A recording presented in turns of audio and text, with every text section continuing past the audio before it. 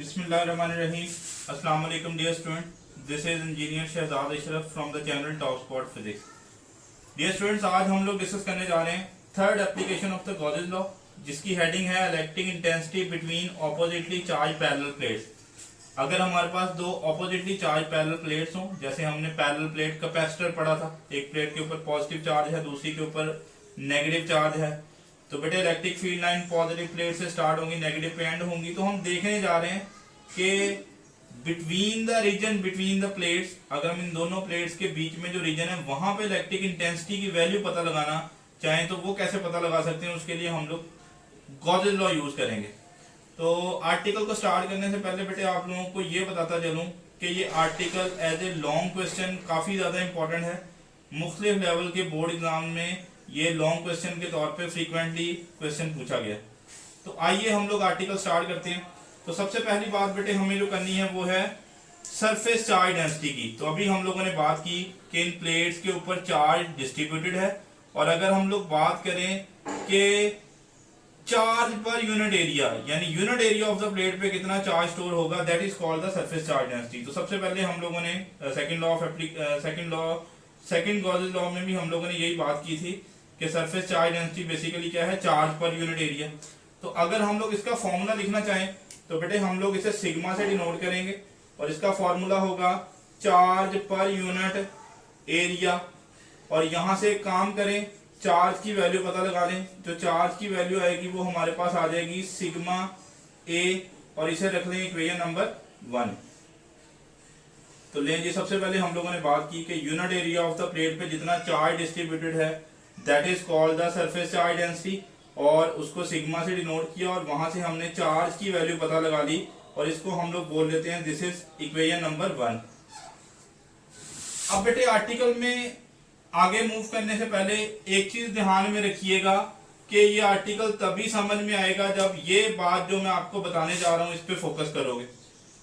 बेटे आप लोगों ने इलेक्ट्रिक फील्ड लाइंस के टॉपिक में जब लास्ट केस पढ़ा था तो वहां पे आपने बात की थी कि electric field line positive plate से स्टार्ट होती हैं और नेगेटिव प्लेट पे एंड होती हैं। तो उसका थोड़ा सा मॉडिफाई करते हैं हम लोग। बेटे याद रखिएगा, electric field lines positive plate की इनर सरफेस से शुरू हो रही हैं, मतलब यहां से प्लेट के अंदर कोई इलेक्ट्रिक फील्ड लाइन नहीं है, इस इनर सरफेस से इलेक्ट्रिक फील्ड लाइन स्टार्ट हो रही है, और नेगेटिव प्लेट की इनर सरफेस पे इलेक्ट्रिक फील्ड लाइंस एंड हो गई हैं। यानी दोनों प्लेट्स के बीच में कोई इलेक्ट्रिक फील्ड लाइन मौजूद नहीं है इनर सरफेस के अंदर। मतलब यहाँ पे अगर आप लोग बात करो ना, प्लेट के अंदर कोई इलेक्ट्रिक फील्ड लाइन मौजूद नहीं है नेगेटिव प्लेट के, हाँ ये जो दोनों के बीच में रीजन है वहां पर इलेक्ट्रिक फील्ड लाइन मौजूद है। तो इस आर्टिकल को समझने के लिए बेटे इंपॉर्टेंट चीज ये याद रखिएगा कि electric field lines positive plate की इनर सरफेस से स्टार्ट हो रही है, नेगेटिव प्लेट की इनर सरफेस पे एंड हो रही है। दोनों प्लेट्स का ये जो रीजन है, ठीक है, इनसाइड द प्लेट्स कोई इलेक्ट्रिक फील्ड लाइन मौजूद नहीं है, हाँ दोनों प्लेट्स के दरमियान जो रीजन है वहां पर इलेक्ट्रिक फील्ड लाइन मौजूद है। अब बेटे आप लोगों को पता है हम लोग गॉसेस लॉ को अप्लाई करते वक्त एक गॉसियन सरफेस अज्यूम करते हैं। तो बेटे याद रखिएगा यहाँ पर जो गॉसियन सरफेस हम लोग अज्यूम करने जा रहे हैं that is in the form of a box. और आप लोग ये देख सकते हो मैंने रेड कलर का जो बनाया हुआ है, this is actually the Gaussian surface, और ये एक बॉक्स की फॉर्म में। तो अभी हमें क्या करना है, इस गॉसियन सरफेस के लिए टोटल फ्लक्स फाइंड आउट करना है। तो बेटे आइए बारी बारी हम लोग सारी, वैसे तो 6 साइड बनेगी बॉक्स की, बट हमारी बुक वाले ने 4 साइड्स के लिए किया हुआ है तो हम भी 4 के लिए करेंगे, बाकी 2 का भी इनफैक्ट 0 ही बनेगा, बट हम बुक के अकॉर्डिंगली चलते हैं। बुक में नाम नहीं दिया हुआ, बट मैंने अंडरस्टैंडिंग डेवलप करने के लिए बेटे इस गॉसियन सरफेस को ए बी सी और डी का नाम दे दिया। तो आइए बारी बारी सारी साइड्स के लिए हम लोग फ्लक्स कैलकुलेट करते हैं। तो एक दफा अंडरस्टैंडिंग डेवलप करने के लिए समझ लें कि ये बेटे हमारे पास एक बॉक्स है गॉसियन सरफेस। तो सबसे पहले हम लोग फ्लक्स कैलकुलेट करने जा रहे हैं for the side A B.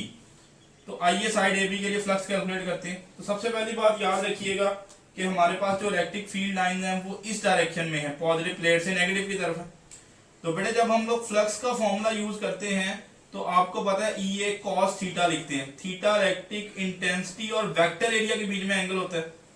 तो मुझे क्या करना है बेटे, इस सरफेस का वेक्टर एरिया चाहिए। तो आपको पता है वेक्टर एरिया ड्रॉ करने के लिए उसके ऊपर हमेशा परपेंडिकुलर ड्रॉ करते हैं।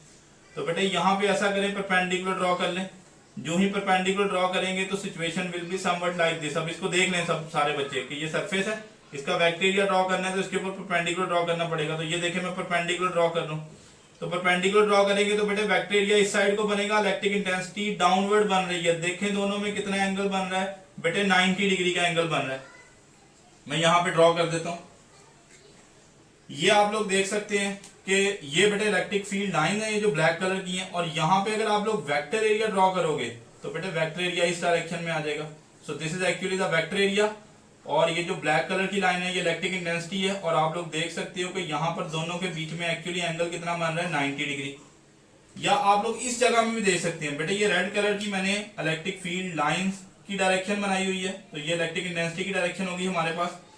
और अगर हम लोग वेक्टर एरिया की बात करें तो मुझे इस सरफेस के ऊपर, ये सरफेस एरिया है, मुझे इस सरफेस के ऊपर परपेंडिकुलर ड्रॉ करना पड़ेगा।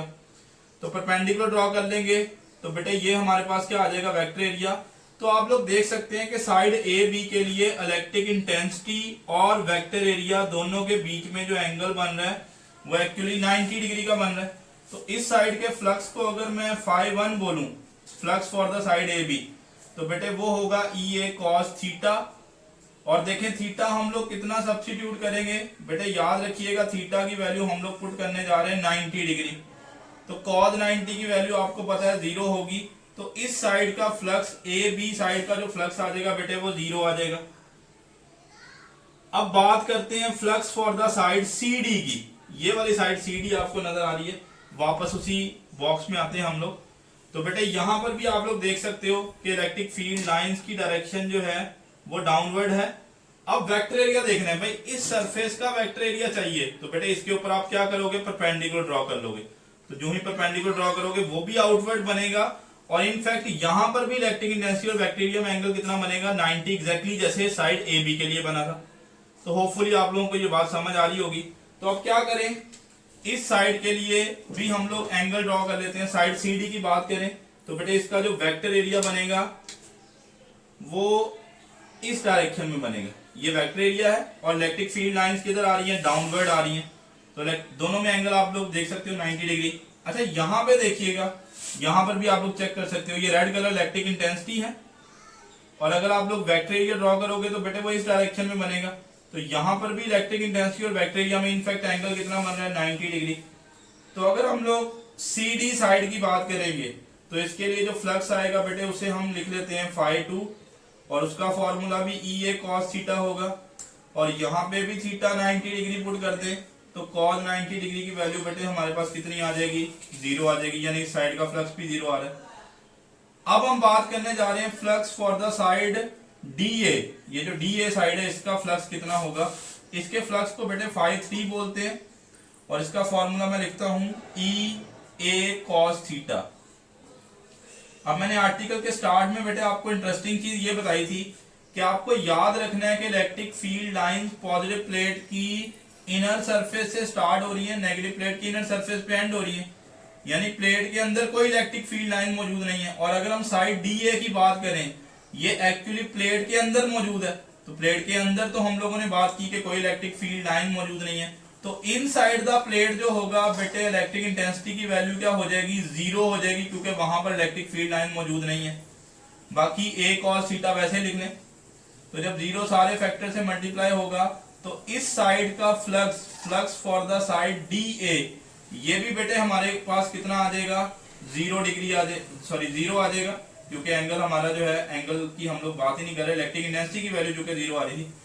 अब हमारे पास गॉसियन सरफेस में जो चौथी साइड है जिसका नाम है BC, आइए इसका हम लोग फ्लक्स कैलकुलेट करते हैं। तो बेटे आप लोग BC साइड की आप देख सकते हो, let's say this is our side BC, ये वाली BC साइड है। यहाँ पे बेटे आपको नजर आ रहा है जो इलेक्ट्रिक इंटेंसिटी की वैल्यू है या इलेक्ट्रिक फील्ड लाइन डाउनवर्ड है, ठीक है। अगर मैं बनाऊं तो ये इलेक्ट्रिक फील्ड लाइन डाउनवर्ड होंगी। अब मसला रह गया वेक्टर एरिया का। तो इस सरफेस के ऊपर क्या करें, परपेंडिकुलर ड्रॉ कर लें। बेटे इस सरफेस के ऊपर परपेंडिकुलर ड्रॉ करेंगे तो वो इस डायरेक्शन में बनेगा। और इंटरेस्टिंग बात कि यहाँ पे इलेक्ट्रिक इंटेंसिटी और वेक्टर एरिया दोनों आपस में क्या आ रहे हैं, पैरेलल आ रहे हैं। मैं ड्रॉ करके बता देता हूँ, पहले यहाँ पे देख लें आप लोग। तो आइए हम लोग ड्रॉ करते हैं फॉर द साइड BC। तो बेटे साइड BC के लिए ब्लैक कलर की इलेक्ट्रिक फील्ड लाइन नजर आ रही है। अगर आप लोग वेक्टर एरिया बनाओगे तो वो भी किधर बनेगा, डाउनवर्ड बनेगा। और आप लोग देख सकते हो, यहां पर भी देख सकते हो, ये रेड कलर की इलेक्ट्रिक फील्ड लाइन है। और इस सरफेस का अगर आप वेक्टर एरिया ड्रॉ करेंगे बेटे, तो वो भी इसके ऊपर परपेंडिकुलर ड्रॉ करना पड़ेगा, यानी ये वेक्टर एरिया होगा हमारे पास। तो आपको यहाँ पे एक चीज नजर आ रही है कि इलेक्ट्रिक इंटेंसिटी और वेक्टर एरिया दोनों आपस में क्या आ रहे हैं, पैरेलल आ रहे हैं। तो यहाँ पे अगर मैं फ्लक्स को φ4 बोल लूं तो उसका फॉर्मूला होगा EA cos थीटा। और यहाँ पर क्योंकि हम लोगों ने बात की इलेक्ट्रिक इंटेंसिटी और वेक्टर एरिया आपस में पैरेलल है, लिहाजा थीटा कितना बनेगा, 0। तो इस साइड का बेटे जो फ्लक्स आ जाएगा वो EA आ जाएगा, जो कि इनफैक्ट मैक्सिमम फ्लक्स होगा। तो हमने गॉसियन सरफेस की सारी साइड्स के लिए फ्लक्स कैलकुलेट कर लिया। अब देखते हैं कि total flux through the Gaussian surface कितना बन रहा है। तो बेटे टोटल फ्लक्स को हम लोग φE से डिनोट कर लेते हैं, और ये होगा हमारे पास पहली साइड का फ्लक्स प्लस दूसरी साइड का फ्लक्स प्लस तीसरी साइड का फ्लक्स प्लस चौथी साइड का फ्लक्स, सबको सम कर लें। तो बेटे पहली साइड जिसको हमने नाम दिया था AB, यहाँ पे आप लोग देख सकते हैं इसका फ्लक्स 0 आया था। दूसरी साइड जिसका नाम CD था, इसका फ्लक्स भी हमारे पास क्या आया था, 0।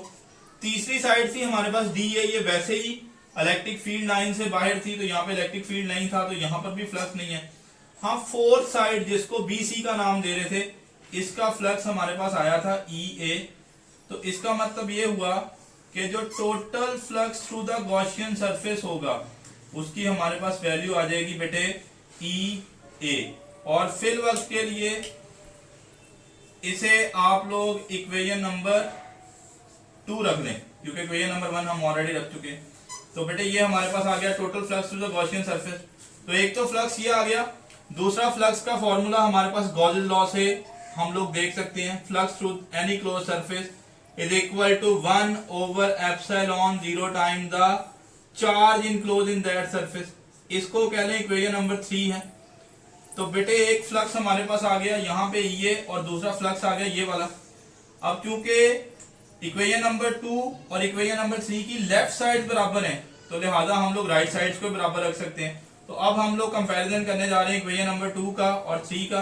तो चूंकि लेफ्ट साइड बराबर है तो मैं राइट साइड को बराबर रखने जा रहा हूं। तो इक्वेशन नंबर 2 की जो राइट साइड है बेटे वो हमारे पास है EA, इसको रखेंगे इक्वेशन नंबर 3 की राइट साइड के बराबर। इक्वेशन नंबर 3 की जो राइट साइड है वो 1/ε0 टाइम द चार्ज है। और हम लोगों ने बात की थी, यहां पे देखें जरा इक्वेशन नंबर 1 में, तो इक्वेशन नंबर 1 से बेटे जहां पर चार्ज आ रहा है वहां पे सिग्मा A पुट कर सकते हैं। तो बेटे मैं पुट करने जा रहा हूं चार्ज की जगह में सिग्मा A, चार्ज की जगह में सिग्मा A पुट कर दें, तो देखते हैं हमारे पास क्या रिजल्ट आता है। तो बेटे हम लोग चार्ज की जगह में सिग्मा A पुट करते हैं, ये हमारे पास आएगा EA। 1/ε0 को ऐसे ही लिखें, यहां पर चार्ज की जगह में रिप्लेस कर दें सिग्मा A। तो बेटे ये एरिया वाली टर्म दोनों साइड पे क्या हो जाएंगी, कैंसिल हो जाएंगी। और फाइनली हमारे पास electric intensity between oppositely charge parallel plate का जो एक्सप्रेशन आएगा वो सिग्मा ओवर एप्सिलॉन 0 आ जाएगा। बेटे इसको याद कर लीजिएगा, क्योंकि ये काफी दफा बोर्ड एग्जाम में एज एमसीक्यूज भी पूछता है कि electric intensity between oppositely charge parallel plates का क्या फॉर्मूला होगा, या इनफाइनाइट शीट ऑफ चार्ज का क्या फॉर्मूला होगा। तो ये बेटे हमारे पास फाइनल एक्सप्रेशन आ गया। अब देखते हैं कि वेक्टर फॉर्म में लिखें इसे हम, क्योंकि हमने बात की इलेक्ट्रिक इंटेंसिटी एक वेक्टर क्वांटिटी है, तो इसकी कोई ना कोई डायरेक्शन भी होगी। तो बेटे डायरेक्शन बताने के लिए हम लोग हमेशा यूनिट वेक्टर ऐड करते हैं। तो अगर मैं इसी फॉर्मूले को वेक्टर फॉर्म में लिखूं तो that will be equal to sigma over epsilon 0, और साथ में डायरेक्शन बताने के लिए क्या ऐड करना पड़ेगा, यूनिट वेक्टर। और अब हमें यूनिट वेक्टर की डायरेक्शन बतानी है कि इलेक्ट्रिक इंटेंसिटी की डायरेक्शन क्या होगी। तो बेटे हम लोग इलेक्ट्रिक फील्ड लाइंस के टॉपिक में प्रॉपर्टीज में ये बात डिस्कस कर रहे हैं कि अगर हमारे पास एक पॉजिटिव चार्ज हो और नेगेटिव चार्ज हो तो इलेक्ट्रिक फील्ड लाइन हमेशा पॉजिटिव से स्टार्ट होंगी और नेगेटिव पे क्या हो जाएंगी, एंड हो जाएंगी। तो लिहाजा आर यूनिट वेक्टर जो होगा इसकी डायरेक्शन पॉजिटिव प्लेट से नेगेटिव प्लेट की तरफ होगी। तो यहाँ पे आप लोग देख सकते हो our unit vector is directed from positive toward the negative plate. So student, this is all about the third application of the Gauss's law, electric intensity between oppositely charged parallel plates। Long question के हवाले से आपने इसको prepare करना है। Fill वक्त के लिए इतना ही, इंशाल्लाह नेक्स्ट लेक्चर में हाजिर होंगे। अल्लाह हाफिज।